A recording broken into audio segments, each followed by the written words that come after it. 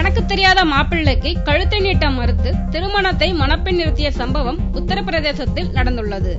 உத்தரப்பிரதேச மாநிலம் கான்பூர் அருகே உள்ள ரசுல்லாபாத்தை சேர்ந்தவர் மோஹர் சிங். இவரது மகள் லவ்லி சிங்குக்கும் ராம்கரன் என்ற இளைஞருக்கும் திருமணம் நிச்சயமானது. திருமண சடங்கின் போது மணமக்கள் மகிழ்ச்சியுடன் பேசிக் கொண்டிருந்தனர். அப்போது 15ஐயும் 6ஐயும் கூட்டினால் எவ்வளவு வரும் என்று மணமகள் லவ்லி கேட்டார். இதற்கு ராம்கரன் திருதிருவென விழித்துவிட்டு 17 என்று கூறினார். கோபமடைந்த லவ்லி படிக்காத முட்டாளை மணமுடிக்க மாட்டேன் என்று கூறிவிட்டு வீட்டுக்கு சென்று விட்டார். மாப்பிள்ளை விட்டார் கெஞ்சி கூத்தாடியும் மணப்பெண் தன் நிலையிலிருந்து இறங்கி வராததால் திருமணம் பாதியில் நின்றது.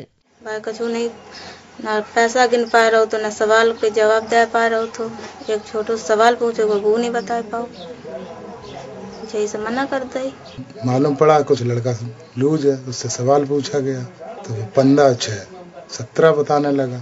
इस कारण से लड़का अनपढ़ था, उस हिसाब से फिर शादी से मना कर देगी। अब आगे अपनी लड़की की शादी कराएंगे कहीं दूसरी जगह। 1000 பொய்யை சொல்லியாவது திருமணத்தை செய்ய வேண்டும் என்பார்கள். ஆனால் மாப்பிள்ளை சொன்ன ஒரு பொய்க்காக திருமணத்தை நிறுத்திய மணப்பெண்ணின் துணிச்சலை பற்றித்தான் உத்தரப்பிரதேசத்தில் பரபரப்பாக பேசப்படுகிறது.